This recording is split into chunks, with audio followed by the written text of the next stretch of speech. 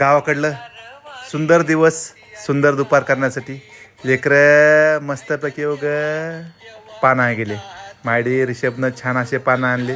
इकडं पिऊ बाळ तिथली साफसफाई करायली. पप्पा इकडून जे फाटे डोक्याला लागते ते खालचे फाटे काढून घ्यायला लागले.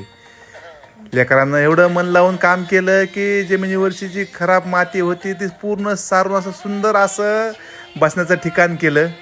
भारी वाटते. गावाकडली दुपार एवढी सुंदर असते. हिरवंगार वातावरण, वरी झाड हिरवंगार. लेकरांना सामानाला सुरुवात केली. भारी वाटायला लागलं. प्रत्येकजण प्रत्येकाना काही ना काही काम वाटून घेतलेलं. भैयासाहेबानं छान असं भगुनं घेऊन आली. गरम गरम असे बिर्याणीचे नियोजन होतं. साहजिक मी बिर्याणी नाही खात, पण भात आपल्याकडं आहे. भारी वाटतंय सगळेजण मिळून काम करण्यामध्ये, सगळे बसून जेवण्यामध्ये, केळीच्या पानावर वाढून खाण्यामध्ये. खरंच लय वेगळे माझा. गाव ते गाव असतंय. गावाची बराबरी कशीच होत नाही. सुंदर अशी दुपार, सुंदर असा परिवार एकत्र सगळे मिळून जो आनंद भेटतोय तो वेगळा करून होत नाही. चला गावाकडलं काहीतरी एक सुंदर दिवस, सुंदर दुपार. ओके, धन्यवाद. का कळत राहील.